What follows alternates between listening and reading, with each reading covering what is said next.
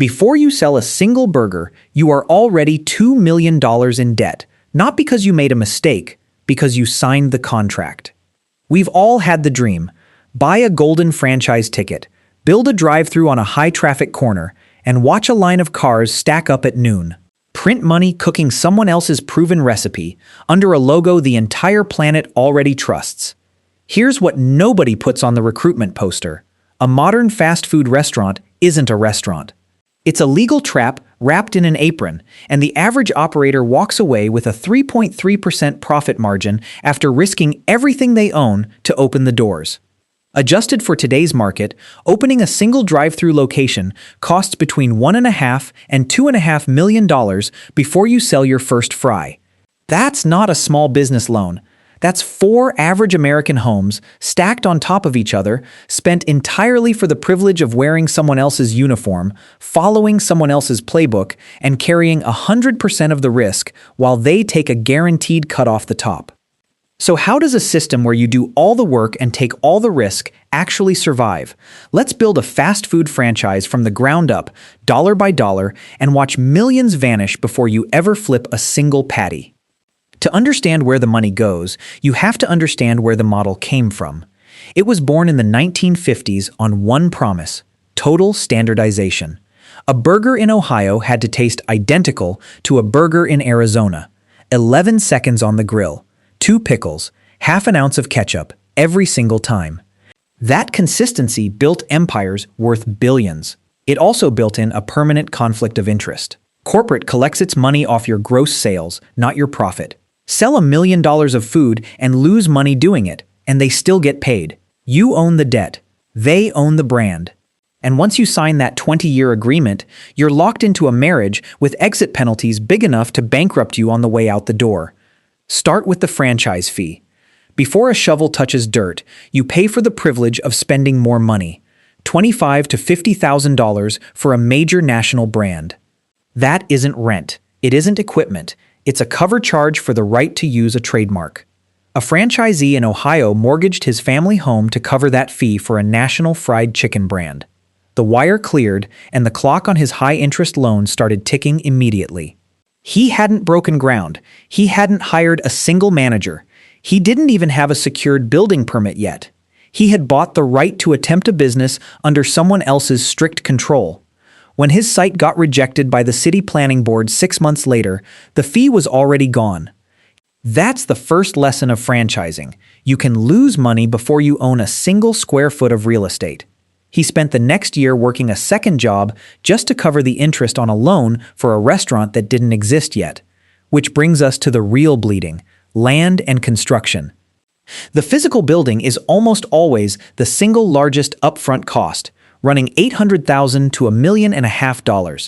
Most people assume corporate hands you a turnkey restaurant, ready to flip on the lights. They don't. You carry every ounce of real estate risk. Corporate's brand guidelines dictate everything: the exact corner placement, the precise curve of the drive-through lane, the exact shade of the exterior tile, the square footage of the dining room down to the inch. Steel prices spike 30% mid-build? That's your invoice. City inspectors sit on your permits for 6 months while your lease eats your cash reserves? Still your invoice. Corporate hands you a 200-page architectural blue book and tells you to make it work, while demanding every inch comply with their identity, right down to the brand of light fixture over the register. You can't substitute a cheaper contractor mid-project without approval. You can't shrink the parking lot by 10 feet to save on paving costs.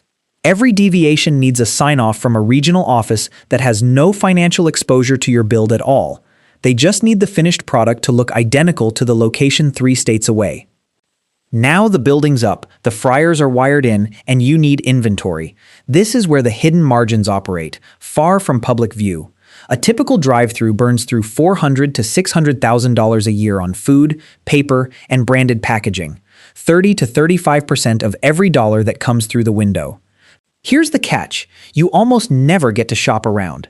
You buy your beef, your buns, your napkins, your straws from corporate-approved distributors only.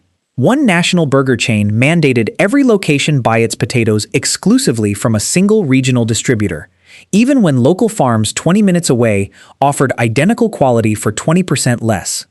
Corporate wasn't protecting quality.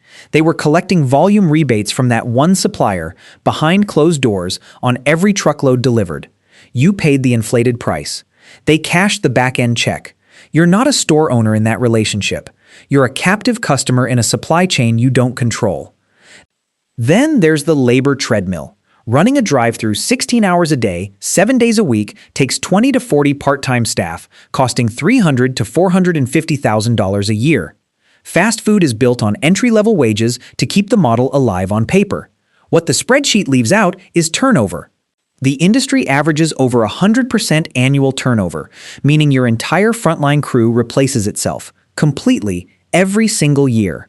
Recruiting, screening, onboarding, and training one entry-level worker costs roughly $3,500 in lost productivity and manager time.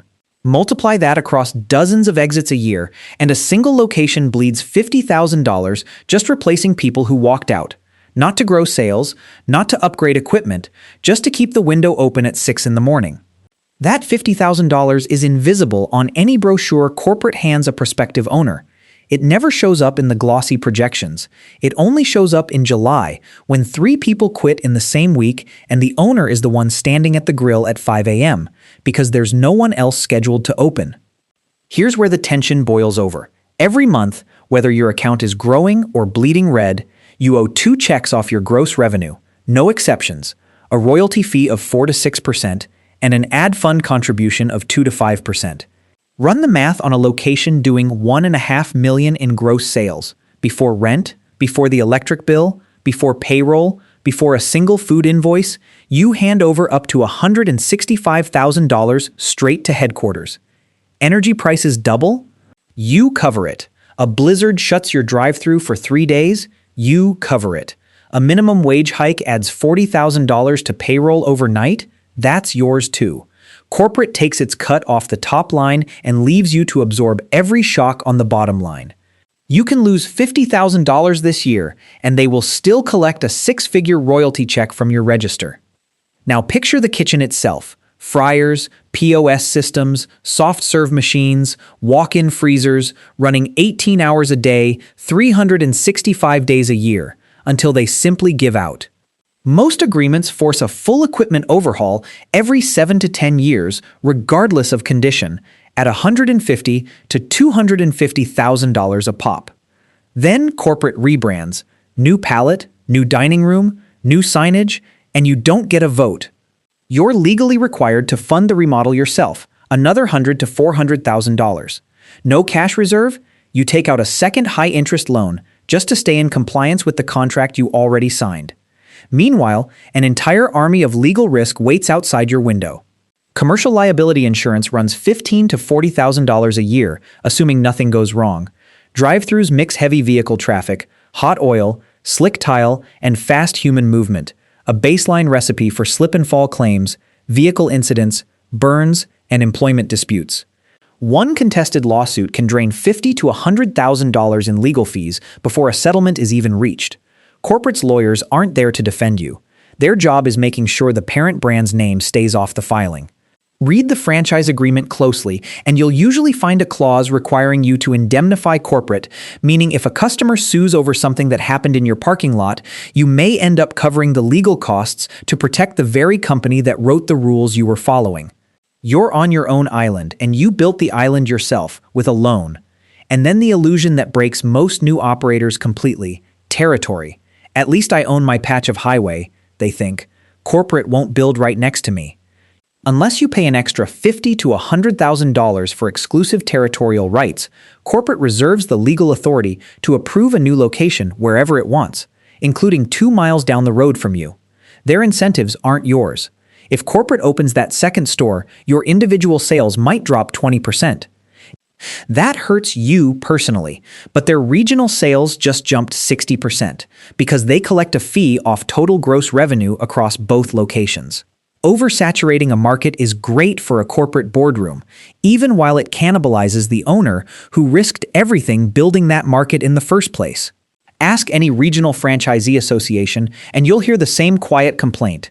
The brand that once felt like a shared mission starts to feel like a landlord who also owns the store next door and has every incentive to fill it. So what does the bottom line actually look like at midnight, after everything is accounted for?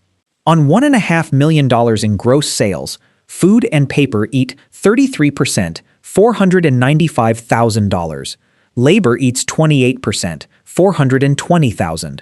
Royalties and ad funds take 9%, $135,000. Rent and debt service take $150,000. Utilities, maintenance, and insurance take $90,000. Equipment depreciation and fees take another $60,000. What's left, after $2 million of personal debt and 70-hour weeks managing crew schedules, fryer breakdowns, and customer complaints? $50,000. A 3.3% net margin, the number we opened with. One walk-in freezer compressor failing in July can wipe out your entire quarter. One bad wage hike, one 10% jump in beef prices, and you're operating at a loss for the year. This isn't theoretical. We've watched this exact movie before. When one national sandwich chain aggressively expanded in the 2000s, corporate pushed deep discounts to compete with bigger rivals. Foot traffic surged, but store-level margins collapsed overnight because owners were forced to buy inventory from a corporate-owned supplier at inflated prices. Hundreds of franchisees filed for bankruptcy while headquarters kept collecting supply fees on every order until the whole system buckled under its own weight. Some of those owners were the same kind of people we started with, someone who mortgaged a house, signed a 20-year agreement, and believed the brand on the sign was a guarantee instead of a gamble. The model didn't die when those stores closed. It evolved. Today, the same arithmetic is quietly powering ghost kitchens, virtual delivery brands, and automated drive-thrus with a friendlier interface. The packaging changed. The math didn't. Scale fast, centralize the profit, and push every ounce of operational risk down to the person standing on the kitchen floor. The modern fast food machine was never built to make local owners rich. It was built to convert individual human risk into predictable, low-risk profit for shareholders who will never once set foot behind that counter. So the next time you pull up to a drive-thru window at midnight, look past the glowing menu board and the logo lit up on the pole. The real business was never the burger wrapped in paper. The real business is the person inside, 70 hours into their week, praying nothing breaks tonight, just to pay corporate for the right to keep the lights on for one more day.